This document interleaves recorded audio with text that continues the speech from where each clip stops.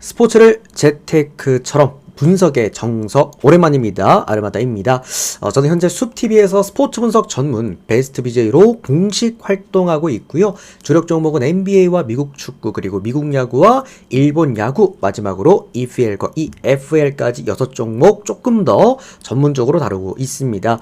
제가 기록해드렸던 이 조합 연승 기록들로는요. 화살표 따라서 화면 보시면 되겠습니다. 방송 데뷔한 첫 해 총 3번 그리고 작년 4번 포함해서 2년 동안 총 7번의 두 자릿수 연승을 기록해주게 되었고요. 그리고 이제 뭐 요거는 연말마다 제가 진행하는 강승부 위크인데 요때 이제 제가 9연승 단 한 조합으로만 또 기록해주기도 했습니다. 올해 저와 함께 이렇게 대기록들 만들어가면서 뭐 이제 데뷔 시즌에 3번 그리고 작년에 4번 만들어냈으니 올해 5번 정도의 또 대기록 도전해 보실 분들께서는 이렇게 카카오톡 아이디 친구 추가하시고 연락 주시거나 또는 우리 아프리카 숲TV 형님들은 이렇게 패키지 참고하셔서 후원해 주시면 될 것 같습니다. 마지막으로 이 아르마다 스포츠 분석 채널에서는 그 어떠한 형태의 이 사설 사이트 홍보를 금지하고 있다라는 거 말씀을 드리겠고요. 반드시 합법적인 배트맨 프로토 기준으로 분석하고 있다라는 점 강조드리도록 하겠습니다.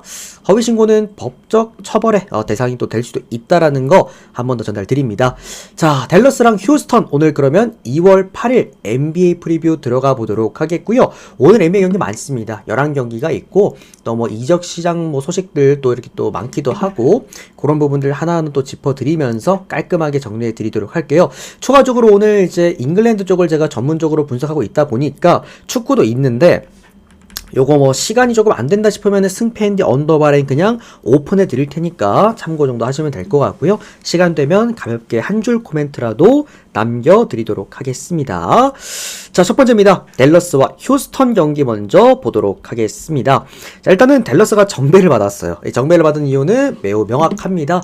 요 선수가 나오기 때문입니다. 앤서니 데이비스가 오늘 출전할 수 있게 되었는데 댈러스란 팀이 이제 개포드랑 앤서니 데이비스를 같이 쓰는 이제 순간이 옵니다. 이게 왜 중요하냐면 댈러스란 팀은 원래 외곽팀이었죠. 클레이 탐슨을 3번에 내려놓고 돈치치와 어빙이 1, 2번을 맡으면서 외곽에서의 어떻게 본다면 먼저 이 포텐셜과 템포를 중요시하는 팀이었습니다. 사실 댈러스가 지난 시즌까지만 해도 포스트에서 수비가 안 되는 팀이었습니다. 다만 이번 시즌에 좀 수비에 신경 쓰고 있는 모습이 보여지겠고요. 여기에다가 데이비스까지 데려오게 되면서 조금 더 포스트의 공수 밸런스를 맞췄습니다. 팀이 결국에 좀 더 안정감 있는 궤도로 들어갔다라고 좀 보시면 좋을 것 같고 그럼에도 불구하고 제가 오늘 조금 의아했던 거는 그래도 아직까지 앤서니 데이비스라는 선수에 대한 우리가 증명을 댈러스에서 본 적이 없는데 과연 이렇게 저배당을 댈러스에게 부과하는 게 맞냐? 이게 살짝은 제가 좀 물음표가 뜨는 그런 구간이긴 했는데 오늘 맞붙는 팀이 일단 휴스턴입니다. 휴스턴이라고 한다면 뭐 이번 시즌 잘했죠. 잘했음이 다만 문제는 벤블릿이 없는 휴스턴은 지금 건드릴 수가 없다는 거예요. 그러니까 휴스턴이 이번 시즌 뭐 좋은 경기도 뭐 많이 해줬고 연승도 많이 해줬고 뭐 정말 뭐 2위 뭐 3위 뭐 쭉쭉쭉 올라가 두긴 했습니다만 결국 최근에 휴스턴이 연패에 빠져있는 가장 큰 이유는 바로 벤블릿의 결장부터였습니다. 이게 휴스턴이 외곽에서 힘을 중요시하는 팀은 아니긴 한데 원정 경기에서는 굉장히 좀 중요시하는 그런 모습들이 있습니다. 아무래도 홈 경기보다 수비값이 많이 떨어지는 휴스턴이기 때문에 포스트 라인에서 어떤 그런 경쟁력보다도 외곽에서 어떤 임팩트도 조금씩 공격을 좀 가미하는 역할의 어떤 형태의 전술을 쓰는 팀이기 때문에 휴스턴이 보면은 홈 경기에서는 뭔가 큰 득점은 많이 없긴 한데 원정 경기에 보면 좀 다득점이 많이 나오긴 하거든요. 그게 벤블릿을 필두로 어떻게 본다면은 포스트와 백코트의 이 밸런스를 맞추는 역할이겠죠. 벤블릿이 빠지고 나서부터 휴스턴이 어쨌든 하락세를 타고 있기도 하고 댈러스란 팀이 앤서니 에드워즈를 오늘 경기 먼저 활용을 하면서 포스트에서의 어떤 그 디펜스 값과 오펜스 값에 어느 정도 적절한 밸런스를 맞출 수 있는 상황이라고 한다면 이 경기는 그래도 우리가 홈팀 댈러스 쪽을 보는 게 맞지 않을까라는 생각이 들겠고요. 역시나 벤블릿이 빠져있는 휴스턴의 외곽의 볼 흐름은 아쉽다라고 보는 게 맞기 때문에 저득점 사이즈 언더로 보는 게 맞겠습니다. 댈러스도 마찬가지겠죠. 최근에 보면은 이제 뭐 직전 경기는 물론 보스턴 상대로 많은 득점을 하긴 했지만 이게 뭐 선수들의 컨디션이 정말 바짝 올라와 있었기 때문에 그랬다라고 볼 수가 있겠고 뭐 어쨌든 조금은 오늘 앤서니 에드워즈가 나오게 되면서 라인을 내려앉아서 게임을 하지 않을까 해서 언더 보도록 하겠습니다. 댈러스 승과 마인승에다가 언더를 보나 권장드리는 경기는 아닙니다. 앤서니 에드워즈가 얼만큼 해줄 수 있을지, 앤서니 에드워즈가 아니라 앤서니 데이비스가 얼마나 해줄 수 있을지, 그게 핵심인 경기다. 이렇게 보도록 할게요. 댈러스 승, 마힌 승에다가 언더입니다. 적어드리겠습니다. 채팅창에다가. 자, 다음은 레이커스랑 인디애나 경기입니다. 원래 형들 오늘 이거 레이커스가 돈치치 오늘 내보내는 날이긴 하거든요. 돈치치를 내보내는 날이긴 한데 오늘 돈치치가 오늘 경기 일단은 못 나온다라고 선언을 했습니다. 이미 못 나온다라고 선언을 했기 때문에 내일 경기 갑자기 나올 가능성은 현저히 낮습니다. 못 나온다라고 보시면 좋을 것 같고요. 이제 르브론 제임스도 다우폴에 걸려 있어서 내일 경기 못 나올 가능성이 훨씬 더 높게 현재 지금 평가되고 있습니다. 그러니까 이 루카 돈치치라는 자원이 물론 엄청난 임팩트를 보여주면서 데뷔한 거는 맞기는 한데, 그러니까 댈러스가 아이고 우리 또 리액션 고맙습니다. 좋습니다, 좋습니다. 너무 감사드립니다. 그러니까 이게 댈러스가 돈치치를 내보낸 이유가 여기에서도 보여지지 않나라는 생각이 듭니다. 나온다고 했으면은 그래도 프로지 않습니까? 그러면 자기 몸 관리를 최대한 빡세고 타이트하게 해서 나와줘야지. 오늘 이 경기 중계하려고 지금 엄청 큰 돈을 많이 썼다고 합니다. 실제로 중계사에서. 근데 못 나온대. 이게 몸 상태 때문이야, 얘 또. 그러니까 결국에는 댈러스 입장에서 어떻게 보면은 나름 본의 아니게 이거 트레이드 잘한 걸 수도 있다라는 생각이 가끔 들기는 해요. 이건 이 정도 되면 이제는. 아무튼 이 개인적인 선수에 대한 얘기는 이따가 프리뷰 끝나고 해드리도록 하겠고, 어쨌든 돈치치랑 르브론 제임스가 못 나오고 여기에다가 최근에 또 좋은 성과 내주고 있는 오스틴 리버스가 나오지 못합니다. 레이커스 입장에서는 사실상 포스트 자원들로만 오늘 경기 게임을 풀어나가야 되고요. 그럼에도 불구하고 인디애나에 마일스너가 빠져있기 때문에 포스트에서 나름 공간은 많이 생길 겁니다. 레이커스가 충분히 인디애나의 포스트를 파고들 만한 그런 여건을 만들어줬고요. 반대로 레이커스도 아마 이제 수비적인 역할보다도 최근에 본인들이 잘했던 빠른 템포 속에서 많은 득점을 하면서 어쨌든 승기를 가지고 오는 그런 식으로 또 전술을 레딕 감독이 짰을 겁니다. 인디애나 입장에서는 달리기 대 달리기 게임에서 그렇게 손해볼 이유가 없고, 직전 경기 제가 인디애나 역배 기가 막히게 잡아드렸을 때도 인디애나의 요거 하나만 보셔라. 바로 높은 에너지 레벨, 그리고 달리는 경기에서 어쨌든 인디애나가 손해볼 건 없다라고 말씀을 드렸던 만큼 이 경기는 그냥 오바 쪽으로만 접근해보시면 좋겠고요. 내일 아침에 르브론 제임스와 돈치치의 출전 여부를 좀 보고 일반승 구간 좀 결정을 해야 될 것 같아요. 일단은 오버 하나만 좀 보겠습니다. 요거는 지금 섣부르게 어디가 더 좋다라고 볼 수는 없는 구간입니다. 다만 양쪽 다 팀의 색깔이 달리는 곳에다가 좀 포커스가 맞춰졌기 때문에 오버 정도만 보시자. 이렇게 볼게요. 우리 K의 형님 고맙습니다. 건빵 부장님도 너무 감사드리고요. 우리 지안의 청설 형님도 너무 감사드립니다. 데이터 바로바로 발송해 드리겠습니다. 몇백억 받는 스타가 저런, 잠깐만, 랄커스 형님. 그렇네. 우리 방에 랄커스 형님이 계셨구나. 형님, 어떻게 지금 요즘 기분이 좀 어떠십니까? 돈치치를 데려온 기분이 어떠세요? 앤서니 데이비스 내보내고. 형님 완전 레이커스 골수 팬 아니십니까? 그러네. 우리 방에 랄커스 형님이 계셨구만. 형님 요즘 아주 공중제비 놀겠어요, 형님?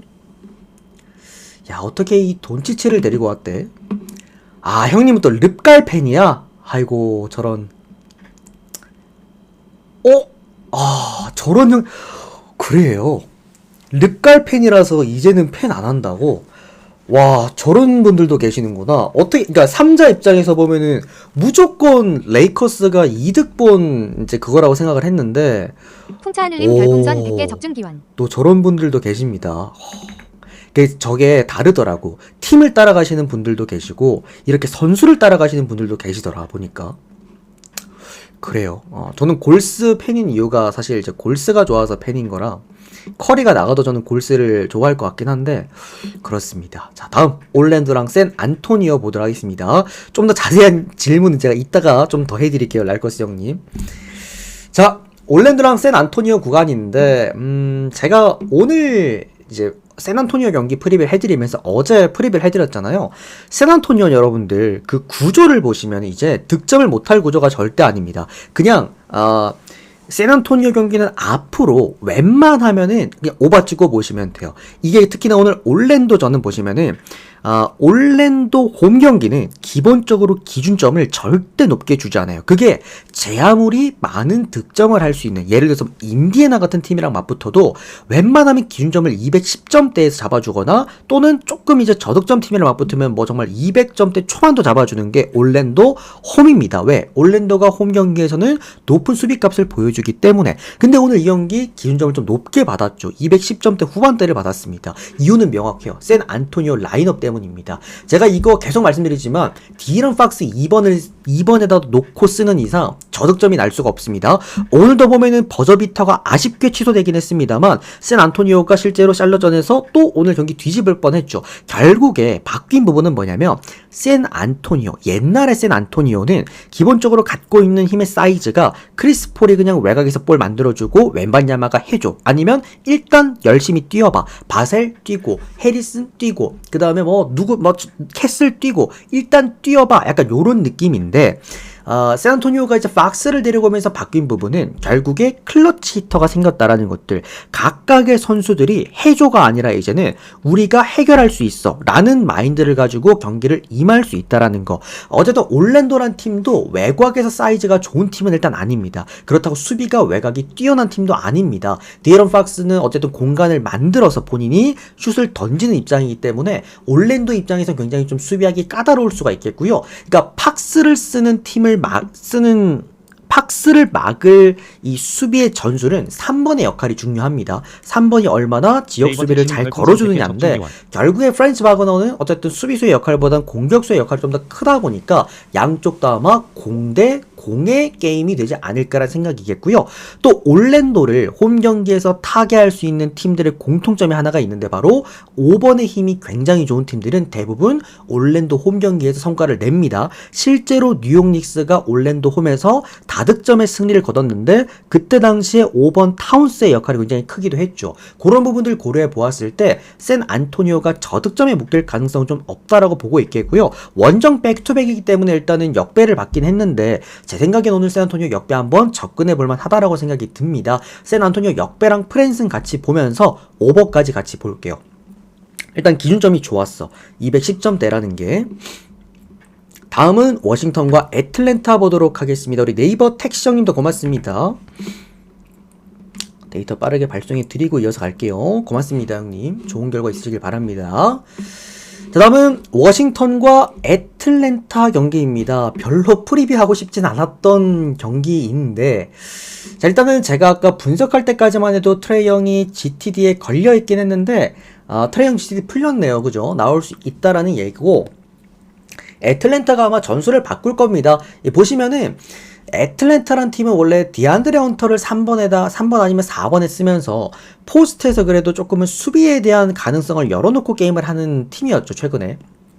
이번에 보면은 이 다니엘스 같은 경우에도 조금 더 수비수 형태에 가깝다 보니까 애틀랜타가 이번 시즌 좀 좋았던 게 공수 밸런스가 참 좋은 팀이었다라는 게 이제 애틀랜타의 강점이었는데, 아마 이제는 조금은 그런 게 풀어지지 않을까 싶습니다. 이번에 데리고 온 자원들만 봐도 클리블랜드에다가 헌터 내주고 르버트랑 리앙을 데려왔다라는 것은 아무래도 조금 더 공격적인 슈터들을 많이 확보를 하겠다라는 움직임이고요.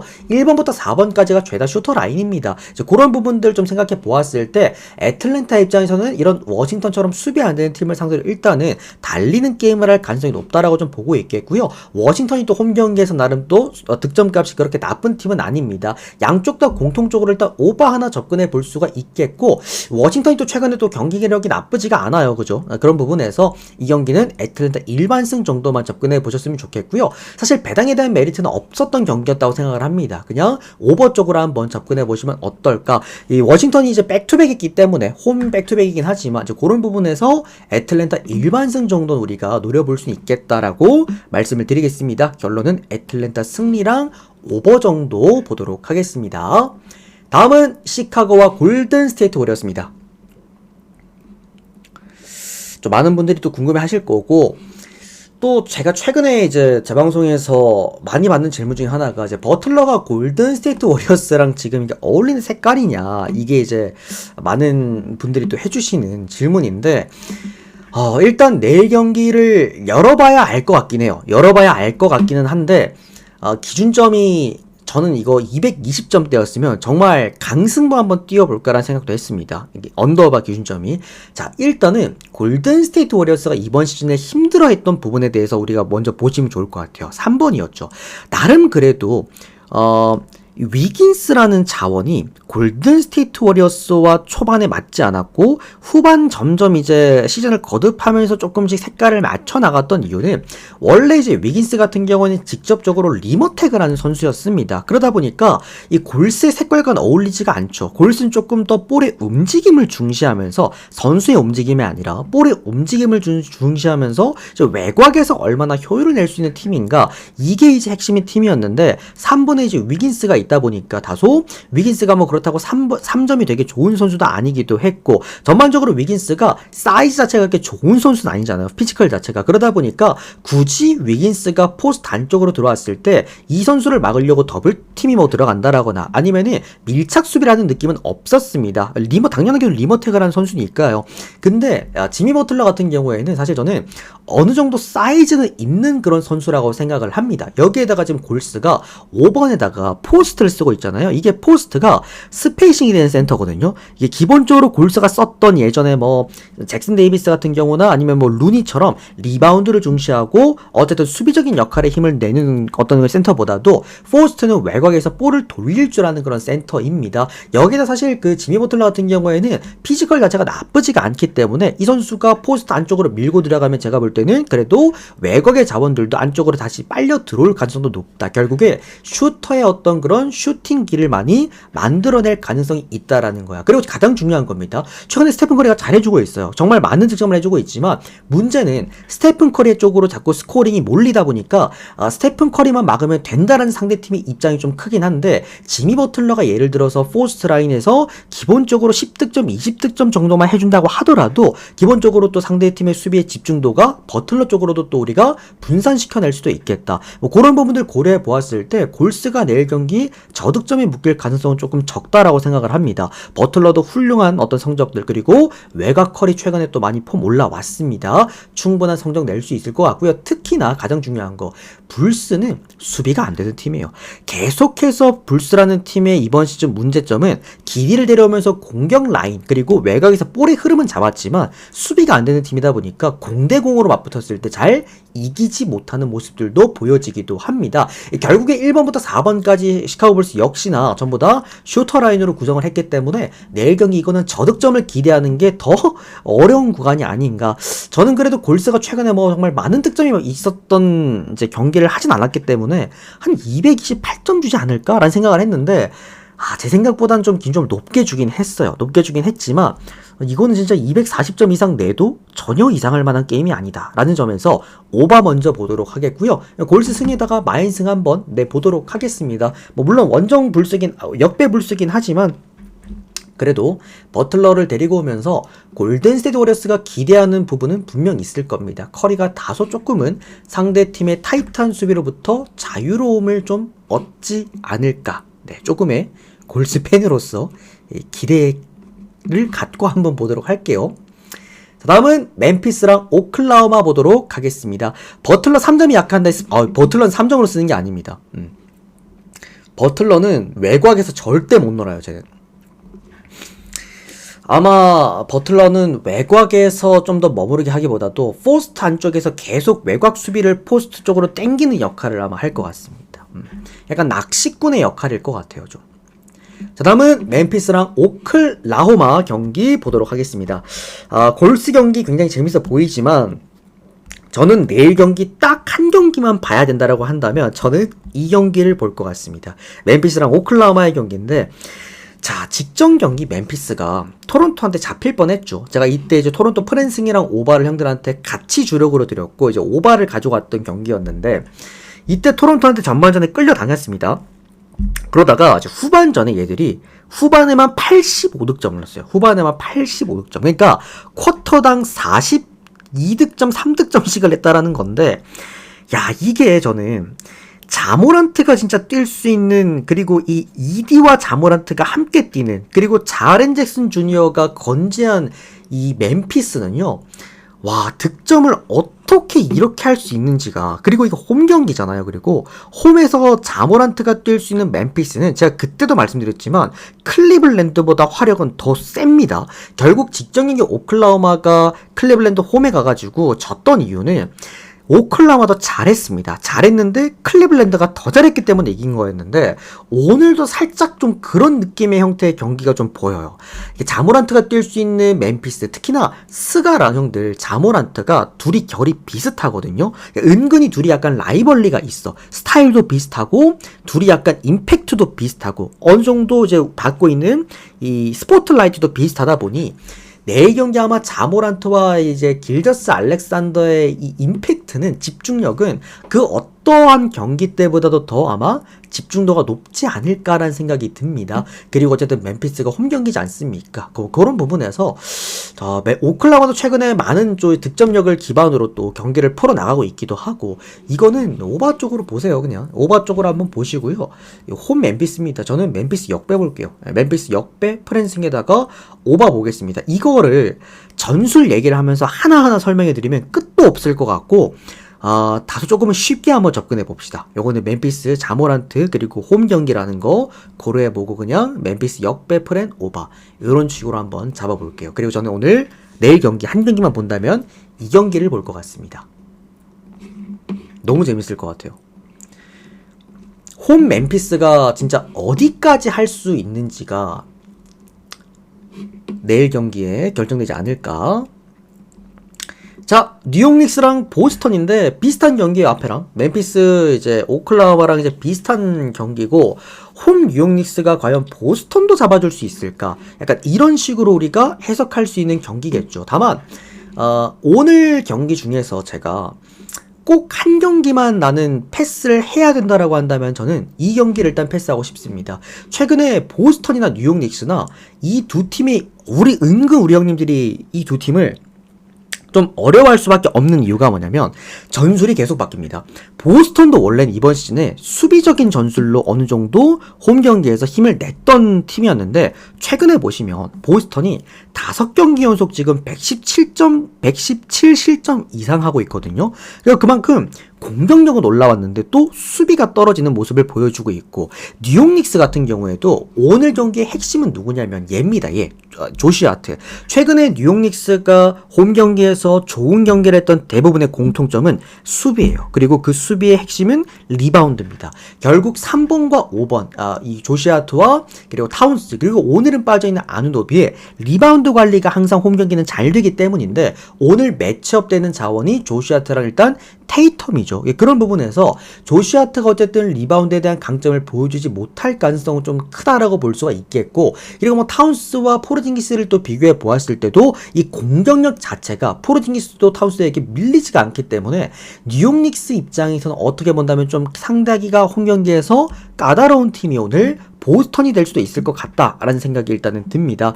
양쪽 다 갖고 있는 전술 자체는 수비값이 좋은 팀인데, 최근에 제가 어렵다라는 이유 말씀드렸죠. 전술이 계속 바뀌는 게, 이게 뉴욕 닉스도 최근에 보면은 조금 더 공격력에다가 좀 포커스를 맞춰놓는 것 같고, 보스턴도 최근에 5경기 한정 지금 실점이 너무나도 크기 때문에, 그러니까 평균 실점 5경기가 이제 117 실점이라는 거는 이 예전에 그 한창 수비 안 되던 댈러스, 한창 수비 안 되던 워싱턴, 그 정도급 수비라는 거거든요. 그런 부분에서 일단 오바 정도만 우리가 접근 한번 해보자 라고 말씀을 드리겠고, 솔직히 이거 진짜 모르겠어요. 뭐 승패 핸디라인은 그냥 조금은 마음에 맞는 걸로 접근하시면 되겠습니다. 제가 이거 오늘 전체표에도 승피랑 핸디라인 다 패스했거든요. 그래서 나는 뉴욕 닉스랑 4대가 좀 맞는다, 닉스 가시고 보스턴 맞는다, 보스턴 가시면 될 것 같습니다. 저는 공통적으로는 오버 정도만 볼게요.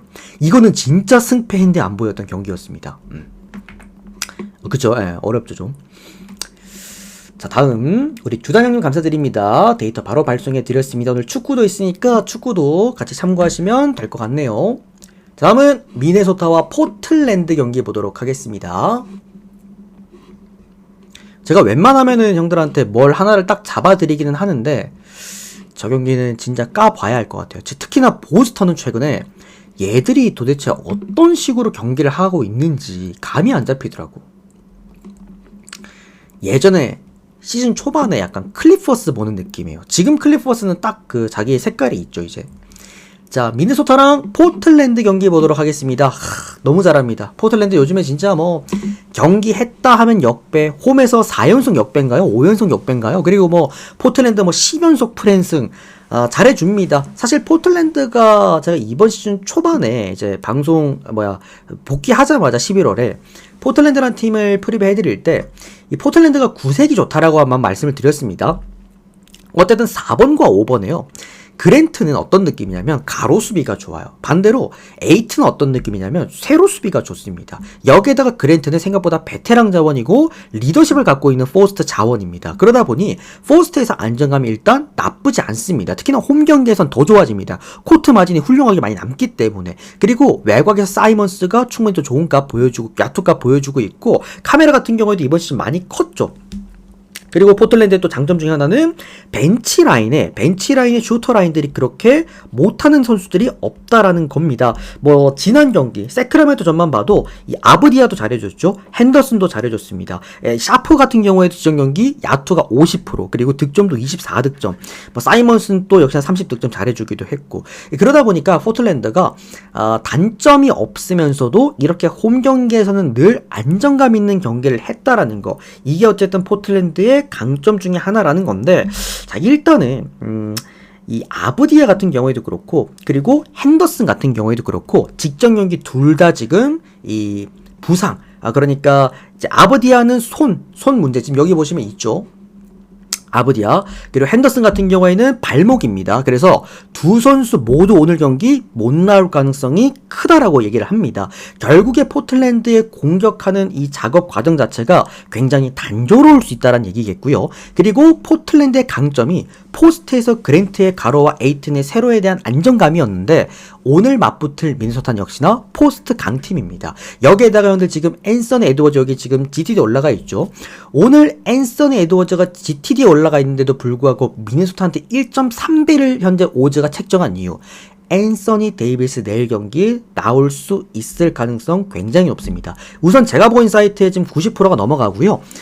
제가 휴방 중에 형들한테 이렇게 막 GTD 걸려있는 애들 생각보다 진짜 잘 맞춰드렸거든요. 제가 보고 있는 사이트 최근에 이제 방송 복귀하고도 제가 몇 개 맞춰드리기도 했죠. 그만큼 앤서니 데이비스가 나올 가능성이 지금 90%가 넘습니다. 그러니까 단순한 그냥 뭐 훈련 중에 타박상 정도라고 보시면 좋을 것 같고요. 지금 심지어 얘 메디컬 리포트에도 안 올라가 있어요. 그러니까 직전 경기 보면은 승리하고 춤까지 췄던 애야. 근데 오늘 경기 못 나온다는 게 말이 안 된다라고 말씀을 드리겠고요.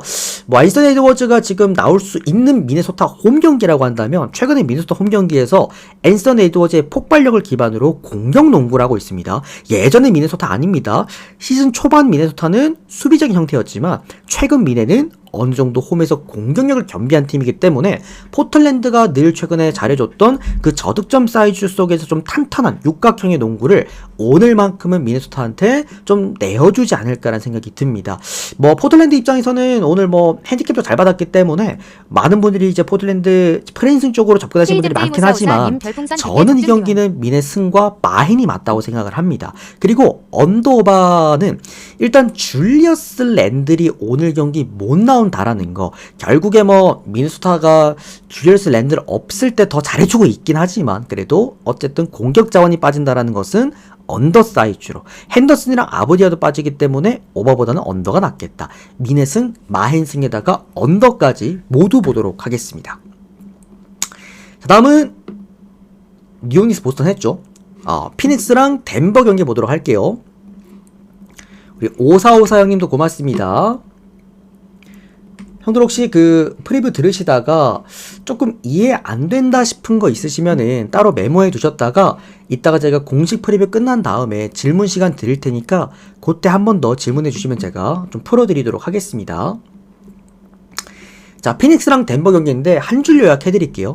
피닉스가 백투백 경기이기 때문에 오늘 역배를 받았습니다. 그리고 뭐 듀란트도 없기도 하고요. 다만 머레이 없는 원정 덴버 전 절대 안 갑니다. 이게 제 방송 오래 보신 분들이나 이제 제가 공식처럼 말씀을 드리는 부분이에요. 이거는 덴버는 요키치가 5번에 서고 요키치 볼을 쓰기 시작하고부터는 홈 경기면 또 모를까 원정 경기에서 머레이 없는 덴버는 못 갑니다. 기본적으로 외곽에서 볼이 아예 안 돕니다. 그런 부분 참고하시고 저는 피닉스 역배 볼게요. 그리고 피닉스가 직전 경기 유타전 보셨죠? 상당히 또 이 득점력도 많이 끌어올렸기 때문에 요 경기 그냥 피닉스 쪽으로 역배 쪽으로 한번 보시면 될 것 같습니다. 언더만 솔직히 감을 못 잡겠어요, 이거는. 그래서 피닉스 그냥 프랜승 정도만 접근하시면 될 것 같네요. 그러니까 언더바는 덴버가 얼마나 볼을 잘 돌리느냐 이제 거기에 따라서 아마 갈릴 것 같아서. 자, 남은 세크라멘토랑 뉴올리언즈 경기입니다. 오늘 제가 형들 복귀하고 아직 뭐 며칠 안 되긴 했지만 형들한테 이거 하나 알고 계셔라. 앞으로 아마 활용하기 좋을 거다라고 말씀을 드렸던 게 세크라멘토 앞으로 언더 쪽 가보셔라. 내가 오늘 언더 났잖아요. 이게 세크라멘토가 전술이 많이 바뀌었어요. 결국에 세크라멘토가 갖고 있는 이제 색깔이 완전히 이제는 바뀌었다라고 보시면 좋을 것 같고, 크리스 브라운 감독 체제에 디에런 팍스 있던 빠른 농구 같은 세크라멘토 아닙니다. 이제는 2번까지 포워드, 그러니까 잭라빈이라는 자원을 2번에 넣게 되면서 현실적으로 원가드 형태의 어떤 이제 라인업을 꾸리고 있는 세크라멘토이기 때문에 많은 득점, 그러니까 템포는 올릴 수 있겠지만 이 템포 올리는 것도 사실 좀 불가능해. 더마드로잔이 3번에 있어서.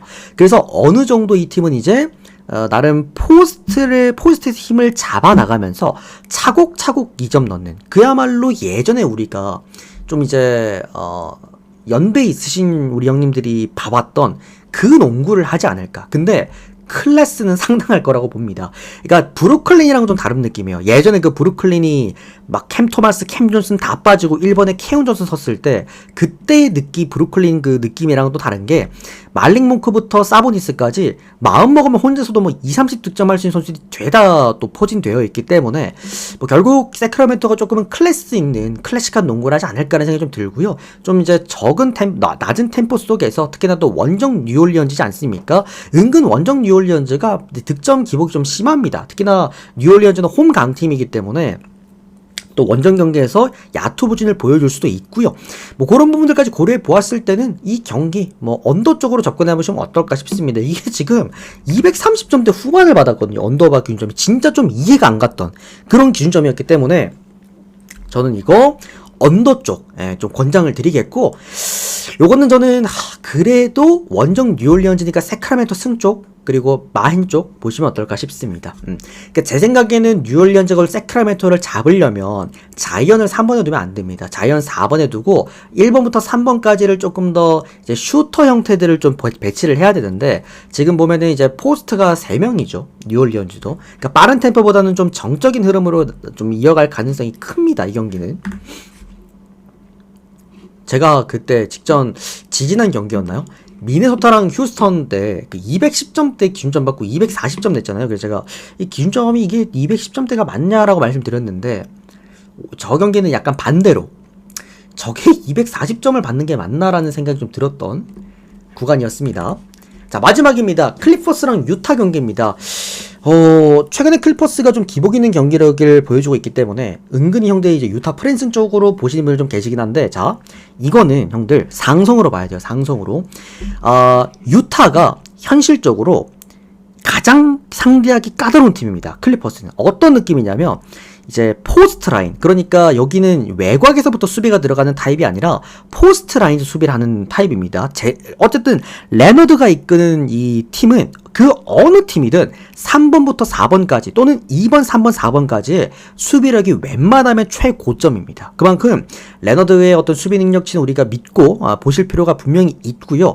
유타의 문제는 뭐냐면, 이게 만약에 유타가 홈 경기였으면은 프랜스 쪽을 볼 수는 있는데, 유타의 원정 경기 문제점은, 그러니까 유타는 템포가 빠른 팀입니다. 홈이건 원정이건 턴오버는 많아요. 문제는 홈 경기에서는 이게 야투로 커버가 되는데 원정 경기에서는 야투에서 커버가 안 되기 때문에 턴오버를 많이 남발하면서 계속해서 상대에게 좀 리드를 내어주는 형태.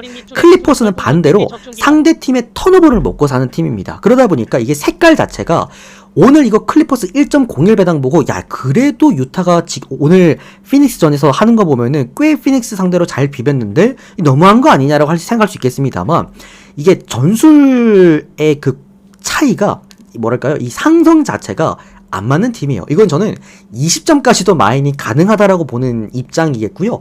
결국에 보면 뭐 섹스턴이 그다음에 클락슨 다 빠져있기 때문에 외곽에서 지금 리딩 가능한 자원이 있습니까? 없습니까? 없죠. 이 클리퍼스는 기본적으로 외곽에서 하나하나 풀어나가는 시스템도 굉장히 중요시하는 팀입니다. 이거는 저는 정말 클래스의 차이를 이 경기에서 느낄 수 있을 거라고 좀 보고 있고요.